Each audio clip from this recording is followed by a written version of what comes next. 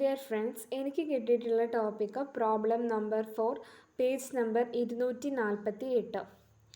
The speed of the cyclist is measured at a 4-second intervals over a 32-second time span and recorded in the following table.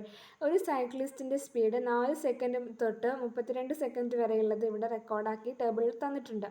Time is equal to 0 ആകുമ്പോൾ speed 2 ആയിരിക്കും. Time is equal to 4 ആകുമ്പോൾ speed 4, അങ്ങനെ 32 വരെയുള്ളത് നൽകിയിട്ടുണ്ട്.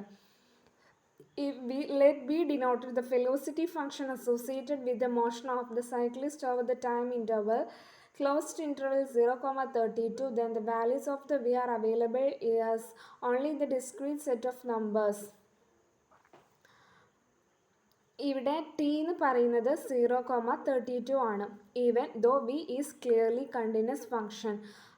ഇവിടെ നിന്ന് മനസ്സിലാവും എന്ത്, V എന്ന് പറയുന്നത് ഇവിടെ ഒരു കണ്ടിന്യൂസ് ഫംഗ്ഷൻ ആയിട്ടാണ് പോകുന്നത്. Find the approximate distance d is covered by the cyclist from t equal to 0 to t equal to 32 using. ഇവിടെ അപ്രോക്സിമേറ്റ് ഡിസ്റ്റൻസ് ഡി ആണ് കാണേണ്ടത്. അതിലെനിക്ക് കിട്ടിയിട്ടുള്ള പാർട്ട് സി ആണ്. നോക്കാം. For n is equal to 4 rectangles and choosing ck to be the midpoint of the kth sub interval. midpoint n is equal to 4 ആകുമ്പോഴുള്ള approximate distance d എത്രയാണ് എന്നാണ് ഇവിടെ കാണേണ്ടത്. അത് നോക്കാം എങ്ങനെയാണ് കാണാന്നുള്ളത്. ഇവിടെ നമുക്ക് ക്വസ്റ്റ്യനിൽ ആദ്യം തന്നെ തന്നിട്ടുണ്ട് t equal to closed interval 0,32 എന്നത്. ഇനി അതിൽ നമുക്ക് ഡെൽറ്റ ടി ആണ് കണ്ടെത്തേണ്ടത്. ഡെൽറ്റ ടി കണ്ടെത്തുക എന്ന് വെച്ചാൽ എന്താ, ഇത് 0 എന്നത് എയും 32 എന്നത് ബിയും ആയിട്ട് കണക്കാക്കുക. അങ്ങനെയാവുന്ന സമയത്ത് b minus a by n എന്നുള്ള ഡെൽറ്റ ടീൻ്റെ ഇക്വേഷൻ പ്രകാരം 32 മൈനസ് 0/4 is equal to 8 എന്ന് കിട്ടുക. 8 എന്ന് പറയുന്നത് ഇവിടെ എന്താണ്, ഡെൽറ്റ ടി ആണ്. ഇവിടെ n എന്നത് ക്വസ്റ്റ്യനിൽ തന്നിട്ടുള്ളതാണ് 4. ആ 4 ആണ് ഇവിടെ നൽകിയിട്ടുള്ളത്. ഇനി അടുത്തത് T0 എന്ത് 0 ആയി വെക്കുക. കാരണം ടി എന്നുള്ളത് ഇവിടെ 0 ആയതുകൊണ്ട് T0 ഈക്വൽ ടു 0.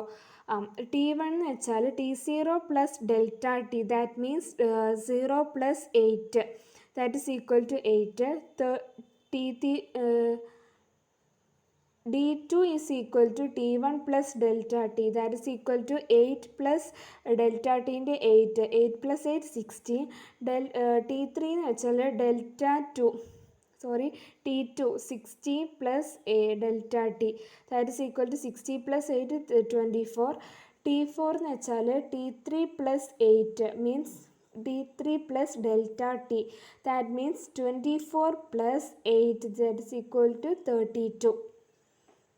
അപ്പോൾ നമുക്ക് എല്ലാ ആൻസേഴ്സും ഇവിടേക്ക് എഴുതിയെടുത്തിട്ടുണ്ട്. T0 is equal to 0, T1 is equal to 8, T2 is equal to 60, T3 is equal to 24, T4 is equal to 32 എന്നിങ്ങനെ എഴുതി വെച്ചിട്ടുണ്ട്. ഇനി അടുത്തത് CK പോയിൻ്റ് ആണ് കാണേണ്ടത്. അപ്പോൾ ആദ്യം C1 കണ്ടാലേ CK പോയിൻ്റ് കാണാൻ പറ്റുള്ളൂ. അപ്പോൾ ആദ്യം C1 കാണാം. C1 കാണാൻ വെച്ചാൽ closed interval T0, T1 that is equal to എന്താണ് 0,8. അതുപോലെ C2 പറയുന്നത് 8,16, C3 എന്ന് പറയുന്നത് 60,24, C4 എന്ന് പറയുന്നത് 24,32. ഇനി ഈ C1ൻ്റെ മിഡ് പോയിൻ്റ് കാണാം, അതായത് 0 plus 8/2, that is equal to 4. അതേപോലെ തന്നെ C2ൻ്റെയും കാണാം 8 plus 60/2, that is equal to 12. അതേപോലെ C3ൻ്റെതും 20 കിട്ടും, C4ൻ്റെത് 28 കിട്ടും. ഇനി അപ്രോക്സിമേറ്റ് ഡിസ്റ്റൻസ് ആയിട്ടുള്ള ഡീൻ്റെ equation summation k equal to 1 to n ആണ്. അപ്പോൾ summation k equal to 1 to 4 എന്ന് പറഞ്ഞാൽ n ഇവിടെ എന്താണ് 4 ആണ്. അതാണ് ആ 4 ഇവിടെ നൽകിയത്. അതിന് ശേഷം v into CK into delta T. അപ്പോൾ ഇവിടെ ഡെൽറ്റ ടി എന്ന് പറയുന്നത് എല്ലാത്തിനും കോമൺ ആണ്. അപ്പോൾ ആ ഡെൽറ്റ ടീൻ്റെ 8 പുറത്തേക്ക് എടുക്കുക. അതിനുശേഷം VC1 plus VC2 plus VC3 plus VC4 എന്ന് കിട്ടും. എന്നിട്ട് എന്ത് ചെയ്യുക, VC1 എന്ന് വെച്ചാൽ VC4 ആയിരിക്കും, VC2 എന്ന് വെച്ചാൽ V12 ആയിരിക്കും, VC3 എന്ന് വെച്ചാൽ V20 ആണ്. ഇവിടെ VC3 എന്ന് വെച്ചാൽ 28 ആണ്. ആ ഇക്വേഷൻസ് എല്ലാം ഇവിടേക്ക് എഴുതുക. അതിനുശേഷം V4 എന്ന് വെച്ചിട്ടുണ്ടെങ്കിൽ V4 എന്നുള്ളത് ഒരു കൺഫ്യൂഷൻ വരും. V4 എങ്ങനെയാണ് ഇവിടെ 4 കിട്ടിയതെന്നുള്ളത് ആ ടേബിൾ നമുക്ക് നോക്കാം. ഇവിടെ V4 എന്ന് പറഞ്ഞാൽ 4 തന്നെയാണ്. ബി 12 പറഞ്ഞാൽ 10 ആണ്, ബി 20 എന്ന് പറഞ്ഞാൽ 40 ആണ്, ബി 28 എന്ന് പറഞ്ഞാൽ ഇവിടെ 8 ആണ്. ആ തന്നെയാണ് ഇങ്ങോട്ട് എഴുതിയെടുത്തത്.